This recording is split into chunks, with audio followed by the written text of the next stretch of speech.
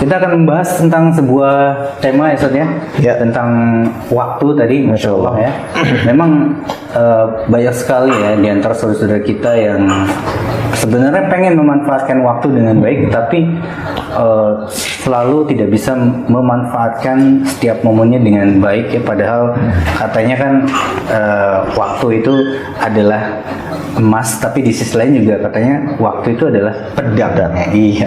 Sebenarnya kalau dalam konteks Islam sendiri, waktu itu seperti apa nih Ustaz? Masya Allah. Ini menarik ya. Alhamdulillah. Salatu wassalamu ala Rasulullah.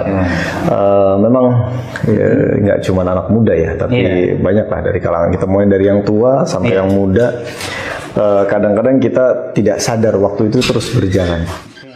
Dan yang membuat kita apa istilahnya menjadi terlena itu karena terlalu asyik ya dengan kegiatan-kegiatan, tapi justru tidak memanfaatkan waktu dengan baik. Nah ini kalau dalam sudut pandang Islam, Masya Allah ya, berkali-kali nih kita sampaikan bahwa Islam itu sebegitu lengkapnya ya membahas tentang aspek kehidupan kita, dan itu terus akan relevan dari sejak diwahyukannya Nabi SAW sampai akhir zaman nanti. Nah, di antaranya tentang waktu ini juga sangat diatur.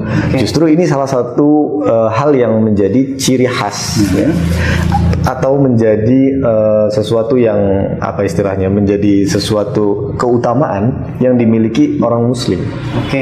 Karena waktu ini sangat berharga.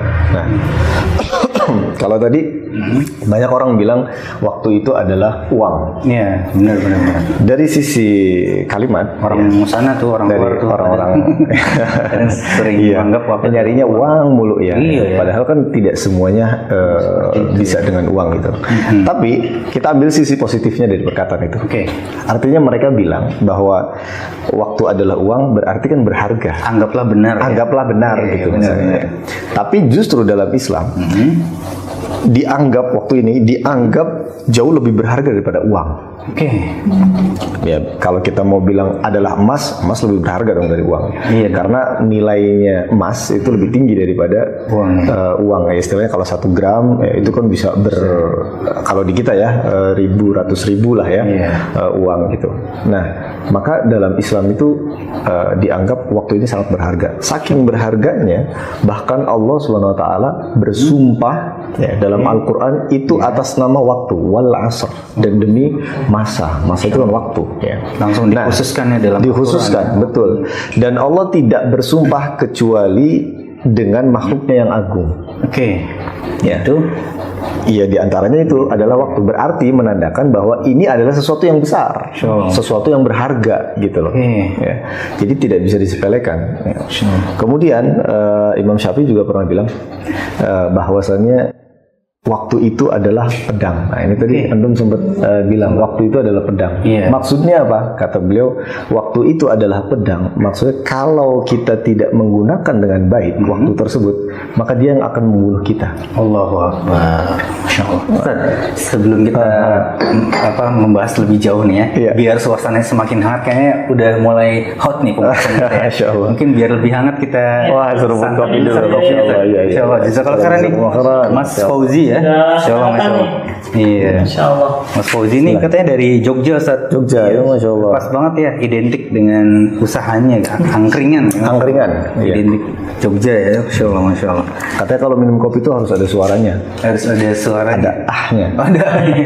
Biar lebih mantap. Masya Allah. Tapi nggak mesti tadi. Nggak mesti. Nggak bisa soalnya. Waktunya itu kan terbuang lama ya Ustaz. Iya.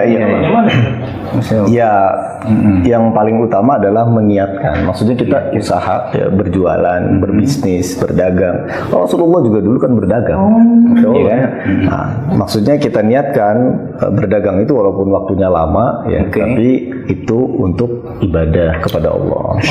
Dan jangan lupa kewajiban-kewajiban yang paling utamanya seperti contohnya sholat. Sudah pasti. Insya Allah dalam rangka mencari nafkah, ya kan, atau bisa dengan sunnah-sunnah yang lainnya. Maksudnya kita dapat harta, bisa sedekah, bisa infak, bisa nafkah, itu semua insya Allah waktu yang berharga dan bisa menyelamatkan kita dari membuang-buang waktu yang sia-sia. Gitu. Menarik sekali Ustaz, pembahasan tentang waktu ini sampai dikhususkan surat di dalam Al-Quran. Betul. Lanjutin Ustaz. Iya, tadi sampai mana? Sampai perkataan Imam Syafi'i. Nih, ya, kemudian Imam Syafi'i bilang, dan dirimu tidak tersibukkan dalam kebaikan, ya. Jadi kalau misalnya seseorang tidak memanfaatkan waktu dengan baik, tidak disibukkan dengan sesuatu yang baik, maka pasti akan tersibukkan dengan hal yang sia-sia. Ya, kita boleh lihat aja prakteknya lah gitu ya. Kalau dalam keseharian kita, misalkan kita dalam sehari tidak melakukan hal-hal yang positif, apa yang akan kita lakukan? Wah, Ya pasti sia-sia. Maksudnya nggak kepake waktu itu dengan baik. Banyak orang melihat ya, apalagi di sosial media mungkin lihat orang-orang kok pada sukses. Gitu ya. Lihat mereka sukses ba'dallah ya, setelah Allah tentunya. Mereka ngapain? Manfaatin waktu. Ya itu kalau kita mau bicara dunianya ya. Gitu. Ya jadi nggak melulu tentang kita tadi harta, uang apa segala macam, tapi di balik itu ada manajemen yang baik. Nah, seorang muslim itu harusnya dari pertama kali ya dia menyadari bahwa Islam itu memang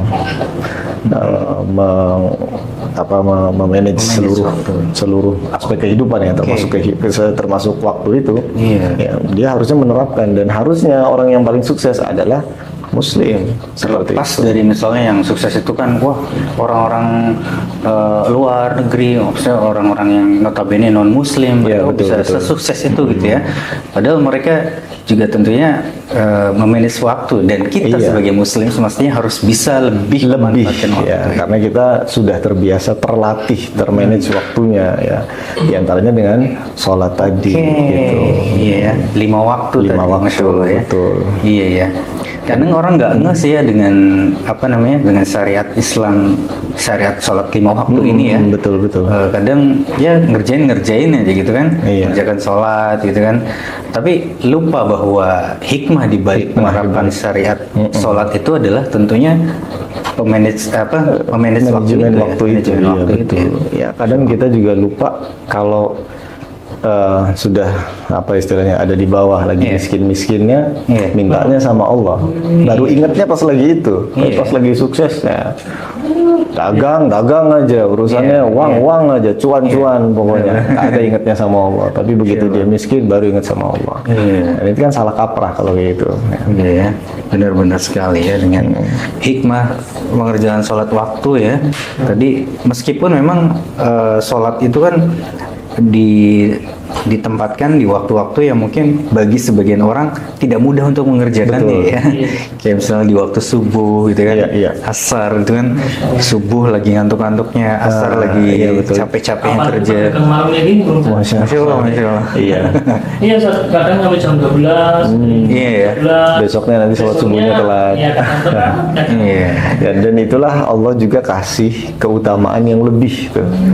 Di waktu-waktu sholat yang khusus seperti subuh sama asar. Maka Rasulullah pernah bersabda itu, kalau mereka tahu apa yang dibalik itu, maksudnya dibalik pahalanya, keutamaannya, mereka akan berjalan ke masjid maksudnya untuk sholat meskipun dengan merangkak.